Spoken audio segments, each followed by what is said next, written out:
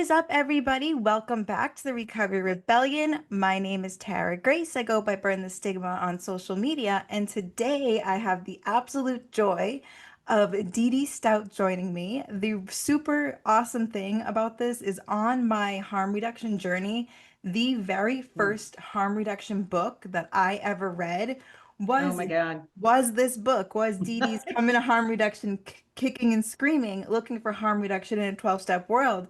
And I actually won it. Amanda, she used to make she's amazing. I learned a lot from her, but she used to do a like a book giveaway every Oh, month. okay. And this was the book that she did, and I just happened, like, this set me off Hey, I didn't even know. on a journey that I had no clue that I was gonna go down. I Yeah. always knew that there was more than one way to recover. But Mhm. I didn't know. I still always thought that majority of people did it the 12-step way. I still thought that Mhm. was like the official way, but there were some stragglers that kind of did it over Right. here or did it over there. Yeah. But then my whole world just completely just opened up to something. So when did you first come across? Because I know you started off mainstream like 12-step Oh way. yeah. When did you Yeah. first learn something different? Like, Well, that's a good question. And I was trying to think about this, kind of when I started. And I think I came into harm reduction kind of through the back door, if you will. So I was in graduate school. Now, mind you, at that point, I was working in hospital-based treatment and rehab in the same hospital that I had gone through. So, to me, that was I mean, what greater thing could it be when they handed me the keys to the place? It's yeah. like, oh my God, you're handing me the keys. Shit. And through this process, so the first piece was I went back to graduate school. So I went back to school. I finished my bachelor's while I was at the hospital and then went on to the graduate school. And I was fascinated with relapse prevention. I was running the group at the hospital and just got curious. Why did some people went back and used whatever drug it was, some people didn't, but why? What's going on here? Well, within that frame, I decided to do my graduate thesis or project, in my case, on relapse prevention. And that led me to a guy by the name of G. Allen Marlatt, Mm. who's the guy that brought harm reduction to the United States. Allen, who is now sadly, the late Allen Marlatt, was a professor of psychology up at UW, so University of Washington, Seattle, and ran the addictions clinic up there. And he was the man. So he had first written a book on harm reduction back in 1998. And he wrote the first book on relapse prevention in, I should know that, 2004, something like that. I'd have to look it up. And I'm here at my library behind me today.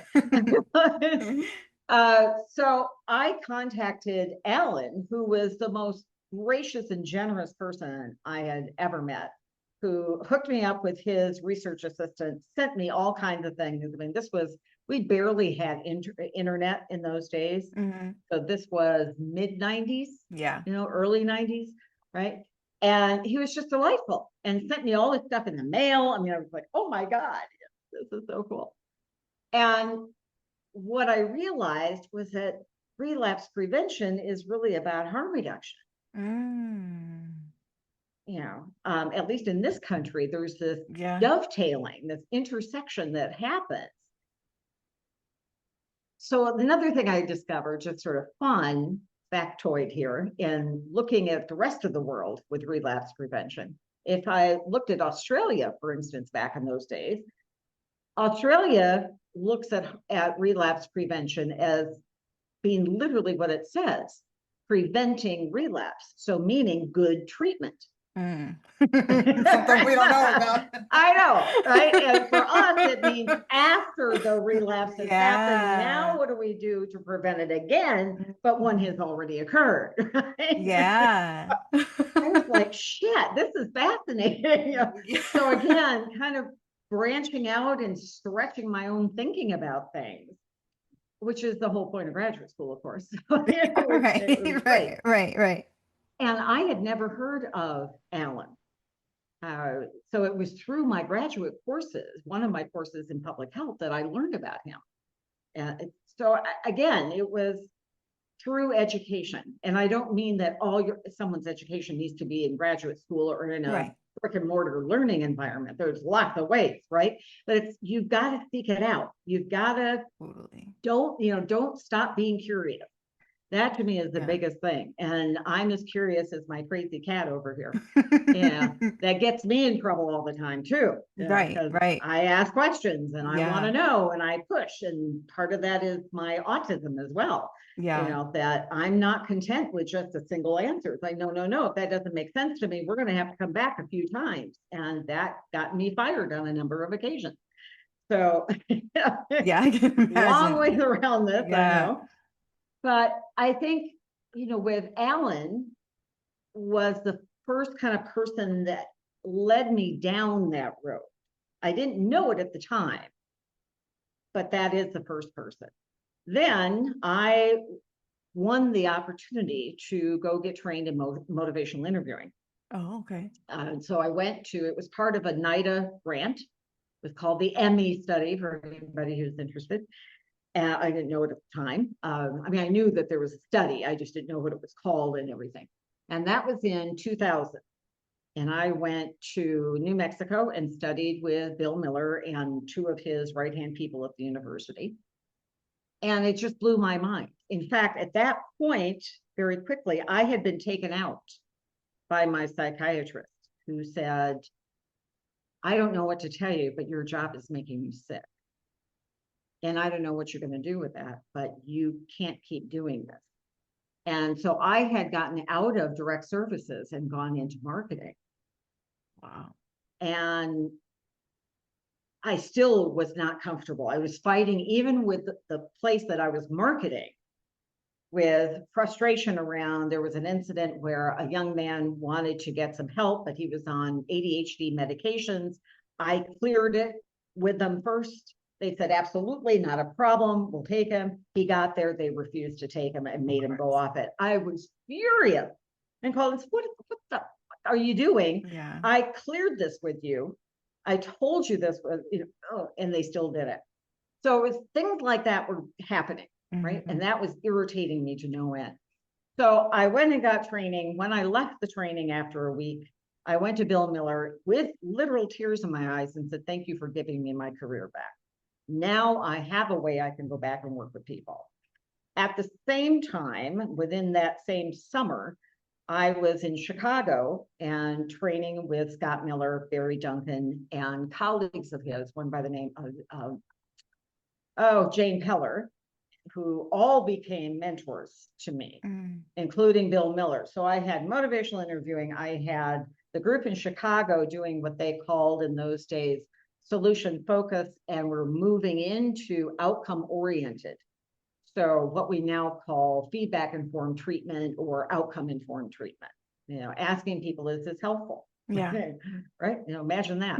So it's not coming from the clinician that Right. you're getting better, Tara, right? Which is the way Right. that it always comes. Right. Instead, you're telling me, I think I'm getting better and here's why. And then you get to rate me every session.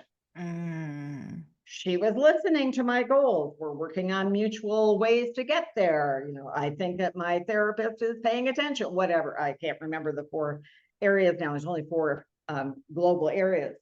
And I used those measures along with motivational interviewing and solution focus in relapse prevention that I already had and saw that as sort of a platform. And I started a private practice called Relapse Prevention Systems. And that was my world for about 10 years. Wow. And in the meantime, That's I was moving crazy. away from 12 step. So when you were learning those things, were you still actively participating in 12 step? So Yeah, were you having like a internal struggle while you were learning all that somewhat, stuff? somewhat. And one of the things that happened was I started taking psychiatric medication.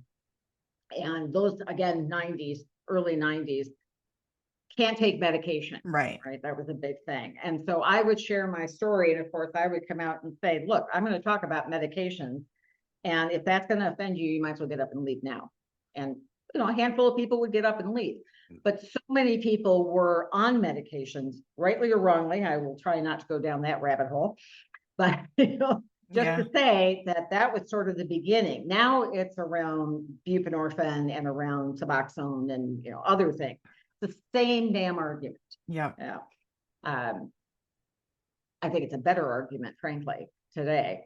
But that's, again, a rabbit hole that I won't go down unless you want to. So going back, the other thing that happened, you should probably know about me. My sponsors, and I had two of them in AA, my last ones, were both, one was Doc Earl. And Doc Earl, do you know the big book at all by chance Yeah. of AA? Yeah. Okay. So his story is in that. Oh, It's called wow. Physician Heal Thyself. Oh, wow. And Doc is the only person to have their story in the AA Big Book that talks about drugs, because he was not only drinking, he was a physician. In fact, he was the chair of the OBGYN department at UCSF in San Francisco. He was a big dude, right? And he was using amphetamines, prescription Mm. amphetamines. So he was diverting what he was doing. And he was one of the first people to be in medicine talking about addiction. Now, we can Mm. argue we know better today about some of the things he was teaching then, but he was open to that idea and said medical people need to know these things. We need to start having these conversations.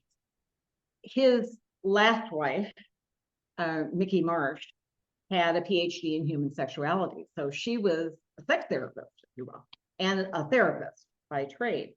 So the two of them were kind of my tag team. So when I went to, especially to Doc, and said, I don't think AA is fitting for me anymore.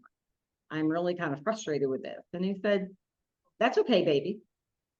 He was the only guy that got to call me baby, too, because he was 70 and I was 30. Yeah. And he said, it's okay. You do what you need to do. And if you ever want to go back, it's there. Doesn't Yeah. matter.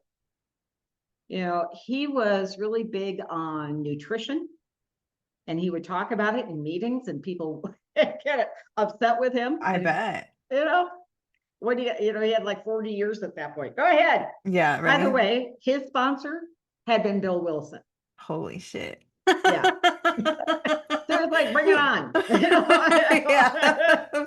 Yeah, for But he was the sure. sweetest guy and just lively and honest and down to earth and just supported me. He was on my master's committee, he and Mickey both. So, Wow. I got the support to leave that I know a lot of people don't get. Right. Right. Yeah. I even held on to a couple of sponsees who are still in my life. Wow. They're no longer really sponsees anymore, but Right. we're good friends at this point. But yeah, Wow. That's not the tip. I would say I that's not know, the typical I know. experience. Like most people. And I think you also had the benefit of, being around a lot of education and stuff too, and like Yeah, learning the truth, because I know for a lot of us, we're like, we can't even trust our own brain. We're like, is that my yeah, disease? Is my disease telling me that I'm not doing okay in these meetings and I should yeah. try something else because it wants me to go out and get high? Like that It's internal, doing push-ups in the parking lot, yeah, right? like it's just waiting for me to stop going. It's gonna get me. That's the crouching tiger was one of the Yes. other metaphors you might remember. Yeah. Yes, Always just waiting, lurking to yeah. get you. God. Oh, So now I'm afraid of myself. Great. right, That is exactly. not helpful. No, Yeah. no. I always say, and people get mad at me. They're like, you shouldn't pit them up against each other. But I really do feel like the principles of harm reduction are kind of the opposite of, I'm not going to say the exact principles of 12 step, but what I learned in 12 step, they're Mhm, total opposite. I was taught first thought wrong. I can't trust mhm, myself. And harm reduction teaches me that I have everything inside of me that I need. I can mhm. make choices. I don't have to make this extreme jump to complete abstinence and the spiritual being all of a sudden. Like Right. there's baby steps that you can take, and I just feel like Yeah. they're opposites. Like the what I Yeah. learned in there and what I've learned in harm reduction, just They're not the Yeah. same, you And know? I want to say that is a problem of the program of AA today. Yeah. What a lot of us, and I had a lot of conversations about this with colleagues and friends who are willing to do that, and sort of around the time I was writing the book. And one of the things that we started talking about was that we think what happened is when formal treatment and AA got mixed up together, Mm-hmm. kind of formed this partnership, that's when things started getting really effed up. Yeah, In both totally. places, both in rehab and in meetings. I remember I was part of service when I was in AA too. And one of the things that happened was we were looking at whether secretaries of the meeting should sign people's attendance cards that were sent to AA mandatorily. Mm-hmm. And, in AA, one of the principles is you don't come if you don't want to be there. Right. This is up to you. And so we were really torn between this. And yet we wanted to support people who had to come because we felt that was unfair, but it's not their fault. Right. Somebody Right. else is making them. We don't want to punish them. And so we went ahead and voted and agreed to go ahead and sign the cards. Today, I wish we hadn't done that. I think that was a first step towards Yeah. this merging. And it's caused all kinds of problems. And of course, people get sent to AA completely inappropriately, Yeah. right? And we can, that's the whole sex offender, Right. particularly kind of world that happens. And that's a real problem. It is. It is. Yeah. Yeah. Yeah, Monica, I'm sure you know Monica Yes. Richardson, her Yep. 13-step documentary Yep. really highlights that. And yeah, people are going there just for a place because their PO's sending them there because they need a place of accountability and such. And they're Yep. getting mixed in environments with really vulnerable people. That's Oh, and right. it's a recipe for disaster. And I think you're exactly right. I think that had people not, had courts not been able to get the okay for the Mhm. signing of, they might have looked elsewhere, said, what else can we do? But I mean, you can't go backwards, but everything is very intertwined. And that's what I Yeah. always say when I speak out about the program. It's like, for me, it's not really the program that I have the issues with. It's how the program it's whether it's the fault of the program or not, it has hijacked everything that is recovery culture and treatment and what we think Yeah. that recovery has to look like. That is my issue. If the program was just in the basements and people just accessed it if they wanted to access it, Right. I would have no problem with it, Right. but there is not, so you're not getting there's no informed choice with it. You go to treatment, you get told you have this Mhm. disease, this lifelong disease, it's progressive, this is what you're going to have for the rest of your life, blah, blah. There's no, there's no other option. I mean, how many times was I in treatment? I think out of the millions of times that I went, I think I saw one smart recovery meeting, like one Mhm. alternative that came inside. You Mhm. just don't see it. So when you started talking about, or was there like a point, right, when you're learning all of this stuff that you were just like, well, you said you started your practice. So when you started your relapse prevention Mhm. program practice that you Mhm. had, did you get a lot of head spinning? Did you get a lot of pushback, or was I it? Not from the clients. Yeah, right. Right. Yeah, the clients really liked the way that I was working, I'm sure. uh, and it was really fascinating. What I was really doing, and what I still do in a lot of ways, is I'm willing to do just about anything that a client wants to do. A That's good awesome. example of that is they'll say, "Well, do I have to come every week?" I don't know. What do you think? Yeah. That I don't know what your budget is. I don't know, both for time and for money and other things, because I'm not covered by insurance. So, we want to have that conversation. Are you willing to come in every week? I mean, do I think it's a good idea? Sure. For most people, I do. Yeah. I was a piano teacher in a whole nother life. And, I would get the same thing and say, look, you can come in and you can just play when you're here for that half hour and not ever practice at home. I think you're going to get a little frustrated only because you're not going to progress as fast. But it's totally up to you. I'm not going to penalize you for doing that. So same thing to me with a client, right? You will probably get to wherever you want to get to faster if you Right. come every week, but I realize that that's not always possible.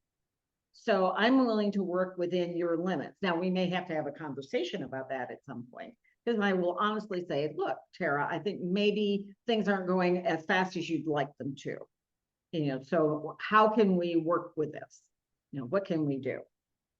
But I don't have any hard and fast rules.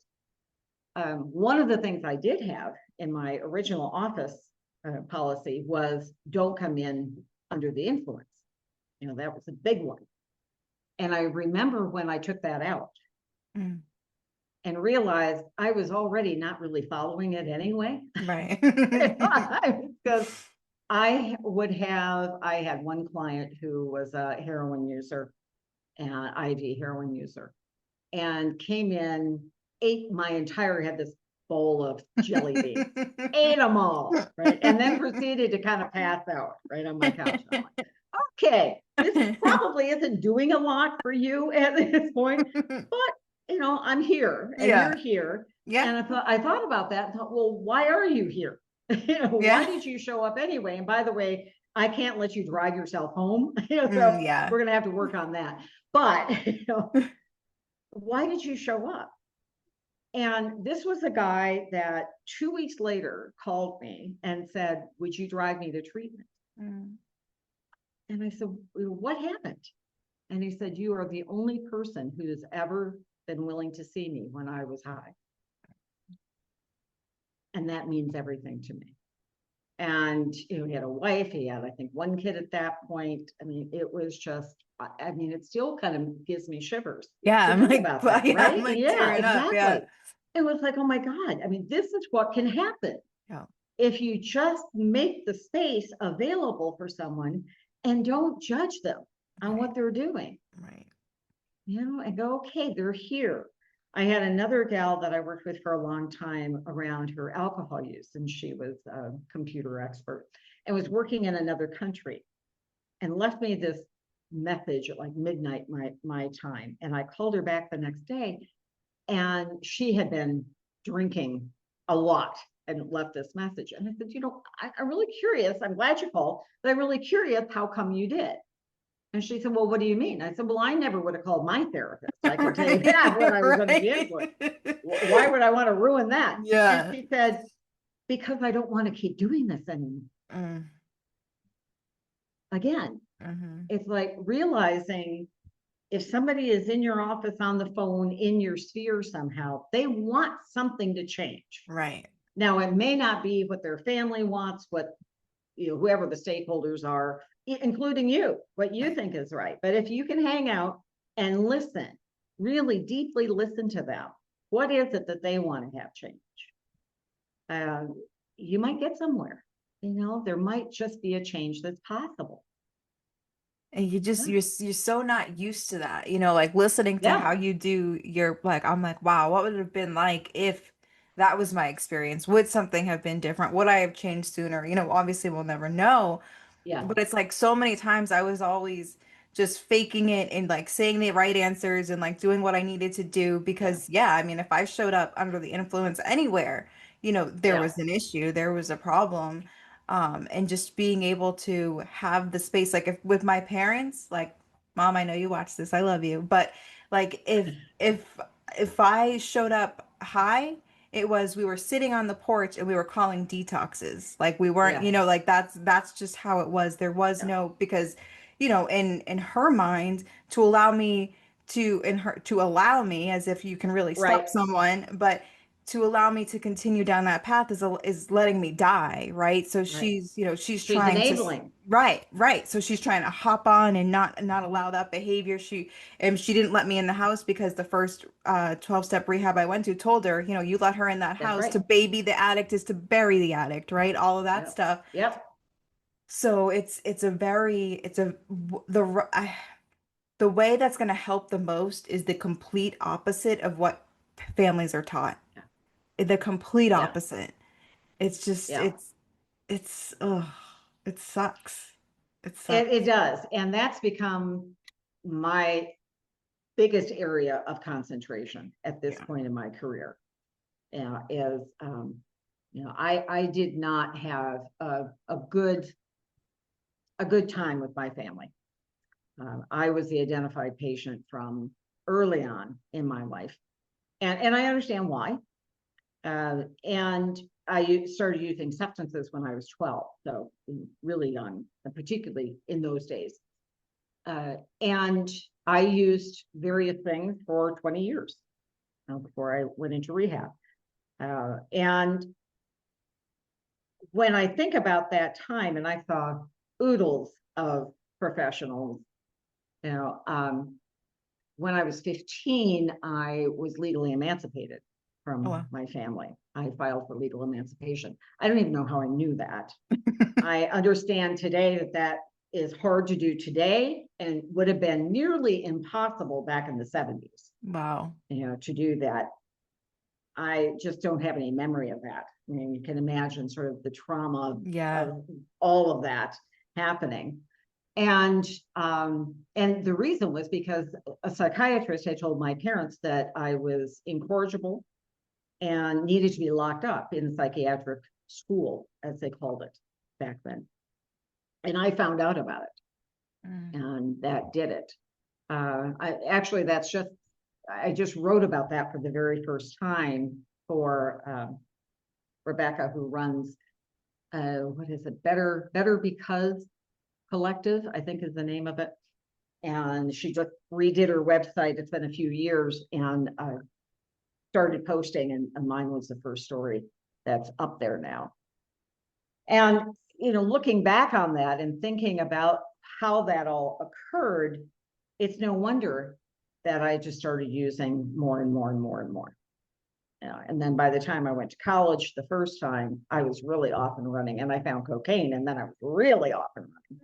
And back in those days, it was really good too. Right, right. So, and not hard to get because it was rampant Yeah. everywhere.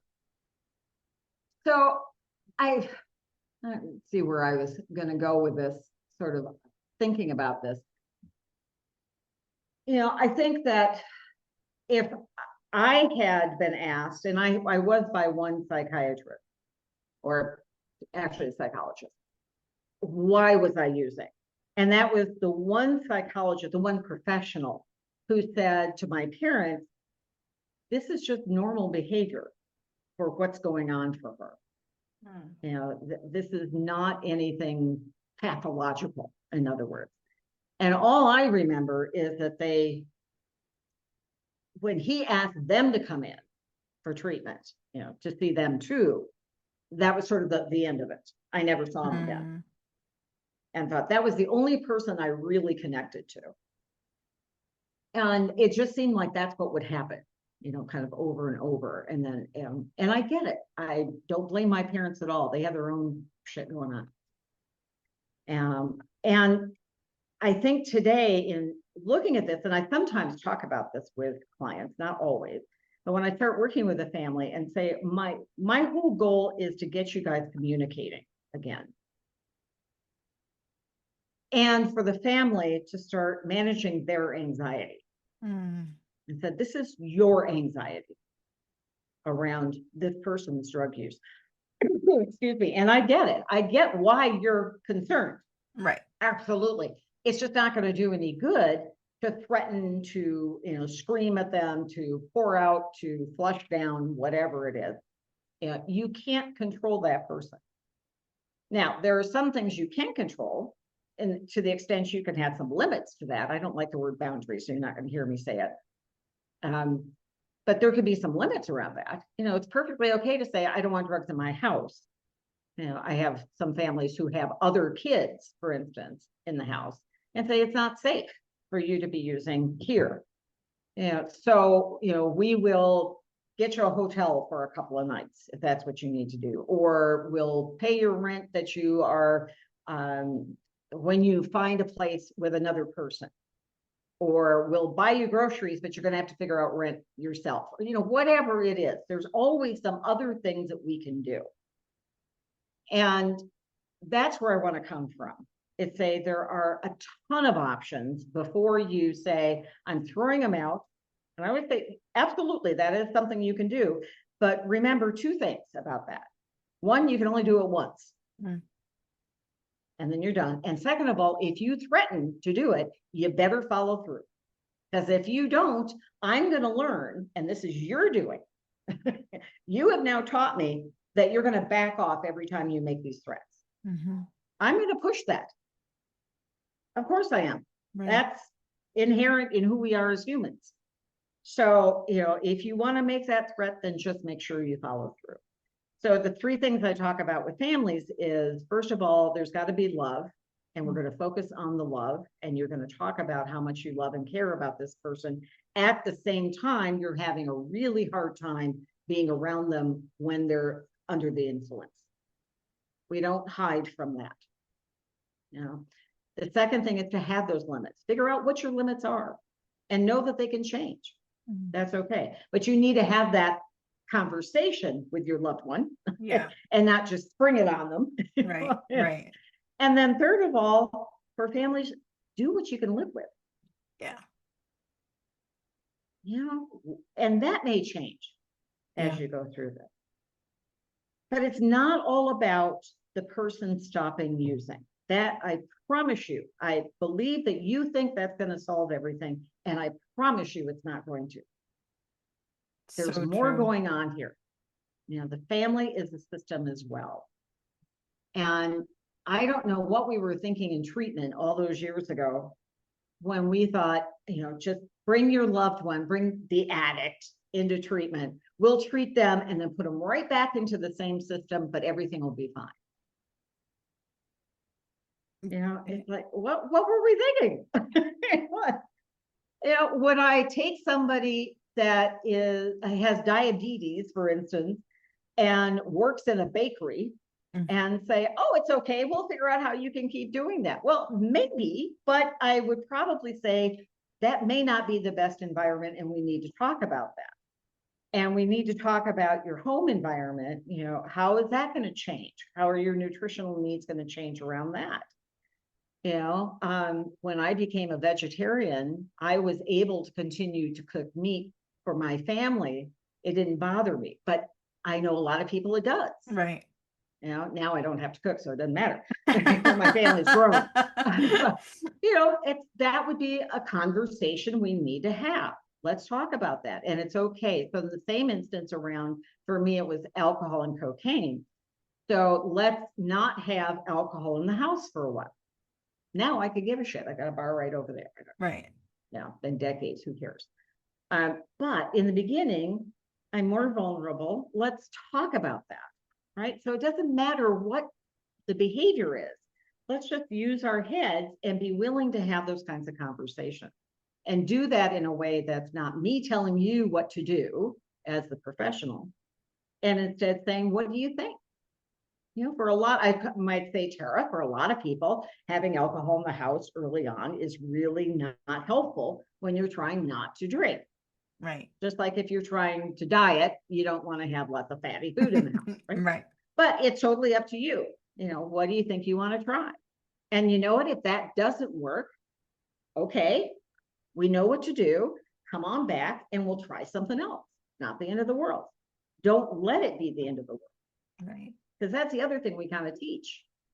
Oh my God, now you've had one drink or one hit or whatever it is. Oh, that's it. Yep. Here comes that Yep. sleeping tiger, whatever metaphor you want to use, right? Yep. And now you're in trouble. It's like, no, you can stop at any point and just go, shit. Yeah. That isn't what I meant to do. Right. Okay, let me, take a minute, maybe take some deep breaths, maybe call somebody, go for a walk, I don't know, whatever it is, and rethink this. But instead, we teach them, no, this is a catastrophe. Right. Everything starts all over. Go Yep. back, start all over. And yeah, like you said, it's not. I think one of the worst things that I learned was that once I put a substance in me, that I have lost the power of choice. No Right. longer do I have the choice. Now my allergy or my disease has been set Yeah. off, And now that, I'm no longer in the driver's seat. And then I do kind of struggle with this though sometimes because Mhm. I always say like, I don't want people I want people to know like, no, you do not lose the power of choice. You always have a choice. You Mhm. always have a choice. But then I get scared because I'm like, but then I don't want like the messaging to be like, well, people are always choosing drugs. You know what Right. I'm saying? I Like, just had that argument with somebody on social media. And so there are two things here. So one of the things I'll say, I differentiate between choice and decision. mm, Okay. So choice means I have options. Now, if I happen to have PTSD, it doesn't get triggered very often anymore, but it did for a lot of years. When that would get triggered, once I finally realized what was happening, my behavior would kind of go off the rail as a result of that. That's understandable, right, right? Because my thinking is kind of cloudy at right, that point. There's something else there. So I don't really feel like I have choices in the moment. And I really didn't because I hadn't learned how to do anything differently at right. that point. But I made a decision. Absolutely. That was me saying, I'm calling my dealer or I'm driving to the bar or whatever it is. That was absolutely me. Nobody held me down and poured anything into my nose, up my, down my throat, up my nose, whatever it is. Right. However, that doesn't mean, and here we go back to trusting yourself. Mm, Sometimes it's not as easy as I'm always going to trust myself or I'm never going to trust myself, right? It's having to learn the in between and learning, oh, I'm stressed right now. That's what it is. Or I'm anxious right now, or I'm scared right now, or I'm having this overwhelming physical craving. I don't even know why yet. And then saying, is it something that I can do on my own? And that's part of what I would work with clients on in the relapse prevention, both in my practice and also at Kaiser that I ran for a while, was to say, what it seemed like there were these times kind of early on in the cycle that I could kind of intervene on myself, if you will. And yeah. I could talk myself into going for a walk, doing some breathing, calling somebody. But as that got tighter and tighter and stronger, or it was like the walls coming in on me Mm, until I couldn't. I sort of lost the ability to do anything, kind of being paralyzed in that. And then it was going to take somebody on the outside. Well, that means I need to have been having those conversations with people. So here's another piece of family. What I would hear sometimes from family, and particularly this one couple I worked with, and the wife said, oh, I know every time he's getting ready to use because he always yells at the dog. And I was like, that's brilliant. And he needs that information, right? right. So how can your wife come to you and say, honey, you're yelling at the dog again? Can you take a minute? And maybe that's all she says Yeah.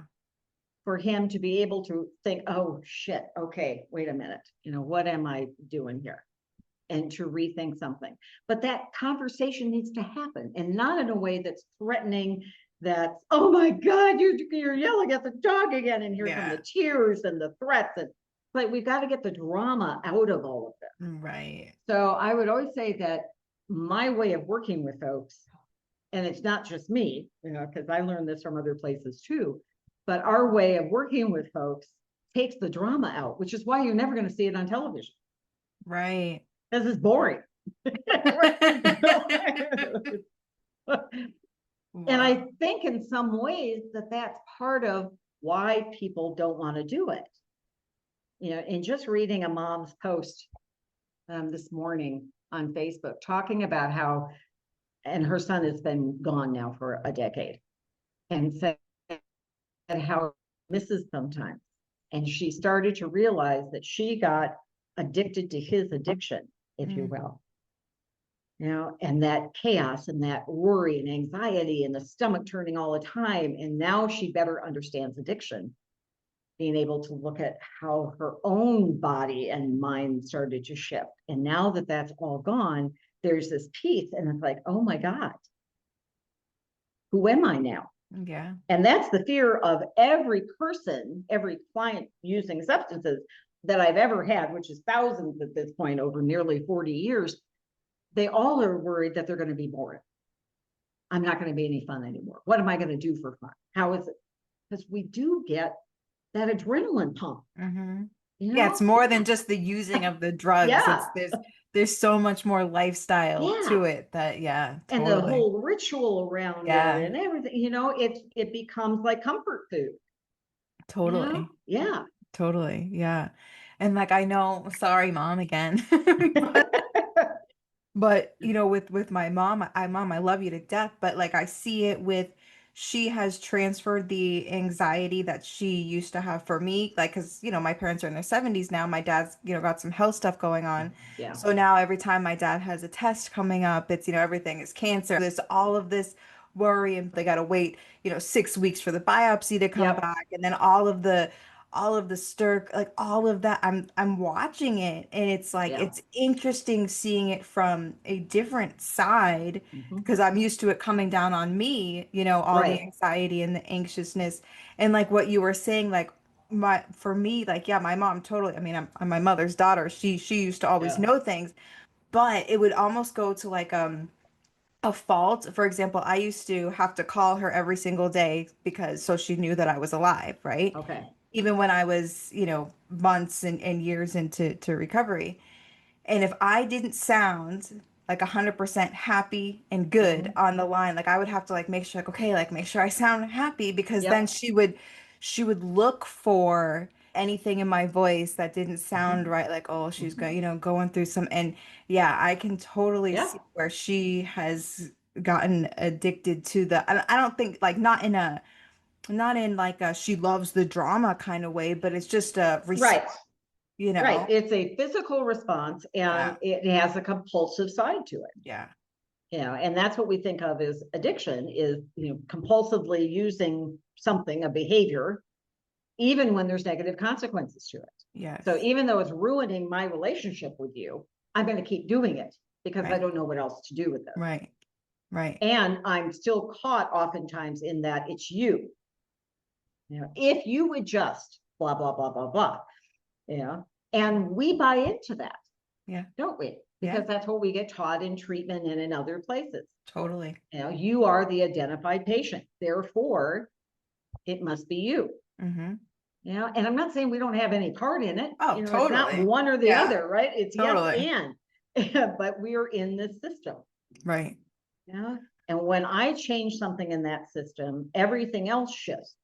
And when somebody else in the system changes, then, here it goes again and changes. And that's the whole point of things like craft or invitation to change these days. The new models for intervention is saying we work on the parent or the family and to make their loved one who's using substances problematically or chaotically, curious about what's going on. And you're being honest. You're saying, oh, Terry, you know what? We were going to go to the movies tonight, but I can tell, you're stumbling into the house and all. This isn't going to be a good time for you because we've made that agreement that we don't do this when you're under the influence. It's just too stressful for me. But Right. you know what? We'll do it another time, honey. I love you so much. Be safe. And off I go to the movies. My No mom. drama. I don't think my mom, I love you, but I cannot see my mom doing that. I know. I know. I get Trust me, I get it. Yeah. And the first person I saw that ever did anything like this was a couple I was working with when I was still at the hospital. So God, that early 90s again. And they were from out of state. And the husband was my patient. And I was doing like a conjoint, essentially, a couple session. And so I called the wife and she came down and she said to me, oh, he's in treatment. Well, that explains a lot. I was like, what do you mean you don't know that he was in treatment, right? And she explained to me that this was obviously not the first treatment he had gone to, and that they had made some changes. And one of the things, so the house, for instance, was in her name. Mhm. He had his car, but her car was in her name. And they had the deal, they had a detox fund that they put money into. And if they didn't use it within 5 years, they went on vacation, by the way. But she noticed that he had accessed the fund Mm. and said, oh, okay, I thought something might be going on, but I didn't know. But she was working, doing her own life. Mm. And I was just amazed at this. How the hell do you do that? And she explained to me, this is where we've gotten to. And we've agreed that we're not going to do this drama anymore. I've spent my years doing that. Not going to do it. So this is what we do. He knows what to do. If he needs my help, he can call me. I'm there. But otherwise, he's an adult and I'm going to let him do what he needs to do. Wow. And I was just dumbfounded. Yeah. But I think the complicity, the part that bothers me the most are the years that I spent telling families, that you need to confront people and do it harshly, that they have to hit bottom, that you have to throw them out, that you're a codependent, which by the way has 11 pages of symptoms. 11 pages, right? That's I can fit insane. anybody on the planet into that, Yeah, which is why right, it's not in the DSM. Why right, we don't have a formal diagnosis of codependency. It's nonsense. It was made up. right. It was helpful back when. Absolutely. It's no longer helpful. It's like Right. time to get rid of that. Yeah, And enabling, well, hopefully I enable people, like you mentioned, my book enabled you to see another way. So totally. enabling can be positive and it can be negative, right? Why do we think it's only negative? Right, Yeah. So right, I like to turn the tables on that too and say, yeah, I am a proud enabler right. as a harm reductionist. Absolutely. Absolutely. Mm-hmm. What I'm enabling is education. I'm enabling people to see things differently in the same way that I see them differently. Whatever it is, we can turn that on its head. Yeah. You know? Yeah. I think a lot of us who are passionate about this, like obviously I didn't do it from a professional standpoint, but when I was a sponsor, when I was a 12-step sponsor, there Yeah. was women I told to, call me when they were serious about their recovery because they were on Yep. Suboxone. All of those things that I said, that is a big part of why I speak out now because Yeah. of all the shit, like knowing how sick and twisted and how truly fucked up it was, some of those things Yeah. that I told people even though I was literally doing it because I thought that's what I needed to do to save their Yeah. life, right? Because I wanted to Yeah. save lives, Captain Right. I Save. was going to say, and see where that puts the onus is on you to do the saving. And it's true. I think it's even worse when you're a professional Probably. because we do have stakeholders that are telling us your job is to get them to stop using. Yeah. I don't care how you do it, get them to stop using. It's Yeah. essentially whether it's the government, whether it's insurance companies, it's parents, it's partners, police, the three P's, right? Whoever it is, it might be the person themselves who come and, I've had clients say to me, well, you've been sober for a long time. So, you must know how to do it. And I go, yeah, I know how to do it for me. Right. I'm happy to share that with you, but it might be the absolute wrong thing for you to do. I don't know. We don't have any kind of logarithm that we can, type in and go, okay, now what's going to work for this person? We're Right. not a Gattaca, Right. No, yeah, totally. or any other science fiction film. That's why it's science fiction. Someday maybe we'll be there, but we're nowhere near that today. No. No. And if you don't understand why you're doing what you're doing, and human beings don't ever do anything that doesn't give them something back, even if it's not healthy for them. Right. There's always a payoff. And if we're not willing to look at that, whether it's the family or me or, all the above, then we're going to be in trouble. And that's when I see the return to use, Yeah. and particularly over and over and over again. That there's no safe space to be able to talk about this. Right. Yeah, because all the spaces that you're all the so-called safe spaces where you're Mm-hmm. supposed to go and be able to be honest, well, now being honest, you are getting kicked out of your sober house. Now being Yep. honest, now, if Yeah. honesty, Maybe it's CPS that's getting yeah, called, exactly. Like right? honesty That's a big for one. a Yep. huge one. Honesty's not Yep. safe in a lot of places. We tell people we want them to be honest, but then Yep. we treat them like because they use drugs that means that they can't do anything right in their life and That's everything's right. gonna be a complete mess. And That's right. it's really crazy how just I guess it's just stigma and misinformation really, but it's shaped Yeah. so many people's Yeah. like what we think, even me, like I'm still like fighting. So, there's still so many things like Mm-hmm. my first thought is sometimes like, really not the best. Oh, I You still know? go through it. Not about drug use anymore, but about other things. Right. Yeah. And think, it's how unsuccessful I have been. And yeah, in terms of financially, yeah, it's a mess. Absolutely. That's why I'm my age and I'm still working. I love it anyway. I don't know what I would do, but there's different ways of measuring that, but we don't allow that. No. And social media, as much as I use it, and there's aspects of it that I think are fabulous, like getting to meet you and doing this, there's other parts of it that are so awful. The Instagrammy perfect, whatever, it is. And it's like that is not healthy. And we have the proof now that is not healthy, particularly for young folks. Right. I don't know where it's going to lead. I know. I know. And But as we got to, maybe it'll force us to tell the truth. right, right. You hope, and then Yeah. in terms of, just the way that social media, like you said, I mean, if it wasn't for social media, I don't think that I would have even really learned about harm reduction beyond, supplies, right? I would have just thought Yeah. that harm reduction is, Yeah. Narcan and Narcan and needles. needles. Yeah, Yeah. like that, just would have Yeah. thought that's what it was. But like to Yeah. learn, the principles, the movement, all of it, I was like, holy shit, like this is Yeah. amazing. Where has this been? And the crazy thing is it's been here not the whole time, but it's been here for a while. It's Well, it not has been new. here for a very long time. Yeah. And, we got to give credit where credit is due. And Yeah. actually, the harm reduction movement Alan brought it to the States from Europe in a academic sort of way, but it had been underground here because of queer and Black and brown people, Right. because as a friend of mine will say, we've always had to take care of ourselves. Right. That is part of living in this country in particular, but in this world in general, we have to do that, Right. or we'd all be dead. So, there you are. And I Yeah. think that's a good way to look at it as well. Yeah. And gratefully, I did get a chance to talk about that in the chapter on, a little bit of little known history.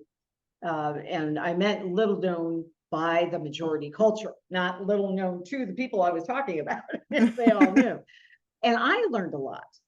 Part of the reason, even for the second book, was when I started looking at, okay, we know about Narcan and needles. We're really good at that. And sadly, now we're also getting a lot of pushback Yeah. against harm reduction, right? And I think in part it's because what I hear at least is, well, there's no treatment. And I even heard this from someone who declared themselves to be a harm reduction, saying it on a podcast. There is no harm reduction treatment. And I sent it to one of my mentors and said, are you hearing what I just heard? Yeah, And said, that's wait a minute, we've been doing treatment yeah. since Alan's book in 1998, who talked about specifically harm reduction psychotherapy. There's not a lot of us, Right. even today, Right. but there are a bunch of us that do that. I've been doing it since about 2000. And so we have like three distinct sections of harm reduction, arms of harm reduction, if you will. We've got Narcan and needles, which I call the outreach, right? Mm-hmm. And that's Yeah. outreach. We've got the policy wonks that do policy and advocacy. Yep. And then we've got treatment. Yeah. And that's me. Yeah. And they also merge. People Yeah. can do more than one thing. Of I'm not course. saying you have to stay in your lane, Right. but it's Right. like there are these three parts that make up harm reduction in the bigger sense, but we don't talk about the treatment side. No. And No. why are we not talking about that? And to me, this is part of what we need to do to help people to better understand, John Q. Public, as we used to say, to understand that harm reduction, yeah, it's Narcan and needles, and Right. it's this, and it's that, Right. that Right. is not all of it. Right. So, okay, if you don't like that part of it, okay, how about maybe if you understood that not for everybody, but for a lot of people, the Narcan and needles helps people to then get connected with treatment of some kind. And then that leads to, I can't guarantee it's abstinence, folks, Right. but I can guarantee it's change of some kind, or at least examining their relationship to substances. Right. So again, back to choice and decision. I'm no longer making just a decision. I'm making an informed choice. Yeah. That I'm going to continue to use substances because the world is too painful. Yeah. or I don't have the resources to be able to go and do in-depth therapy for the next 3 years of my life, or, whatever it is. Right. Maybe it's just because I enjoy how I feel Right. when I use these substances. Okay. Right. But at least right Right. now. Yeah. All right. Yeah.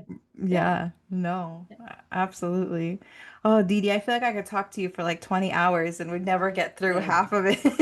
And I could talk on this for a long time too, as you can tell. Yeah, I mean, it's so awesome, like how long you've been in the space and like how, just the different experiences and different people Yeah. that you've learned from and, like the resources that I would say like for anybody who's listening and you don't know a whole lot about harm reduction, I would say both of these books are a great place to start. And I'm not just saying that because Dee Dee's on my screen. They really are Yeah. like it's not just Dee Dee's, like there's so many voices in here and so many Yeah. experiences and just so many places to learn from. I think it really is a great starting point for a lot of people. So I will link Yeah. to Thanks. this. Yeah, I mean I really do And think it's a and good I agree resource. with you. I mean, this is why I did both books. I really Yeah. wanted, because to me, culture only changes when people hear stories. And oftentimes when it starts to affect them. Yeah, But at least the stories can help. totally. And these are people's stories. They're not, I Right. mean, my story is in the first one, but it's Right. not even in the second one. Right. Yeah, I did some writing in other pieces, but the stories are people speaking for themselves, Right. and that's what I wanted. Yeah. Yeah, I think there's no better way than to tell the story of Yeah. it than people's stories because you may not connect with Chad Sabora, but you may connect with Kyle Yep. Johnson. You know what I mean? Like Yep. there's That's just right. there's different That's right. different connections in there. So is there anything you want to leave, anything you want to plug, anything you want to say to anybody? Mm. That was a Boy, big that's a loaded open-ended. Yeah, question. that's Pardon an that pun. I open-ended know. I guess, again, the biggest thing that I want people to know is that harm reduction has always been here. We practice it every day in one way or another. This is my harm reduction now. It's my water that I have to drink constantly because of my Sjogren's disease. Mm, And, that's part of it. If I don't do this, then I can't talk because my mouth is so dry from the disease that then I can't do this. And then I'm in bed and I don't feel good. And like, what kind of life is that? right. So that's harm reduction, in one way. Wearing a seatbelt, which I always do, that's harm reduction. My 3-year-old granddaughter wearing a helmet to ride her little trike, that's harm reduction. Mm-hmm. And then we expanded into drug use and any other human behavior. And one of the things I guess I would invite people to ask themselves, what risky behavior is tolerable to them? Mm, Because life is full of risky behaviors.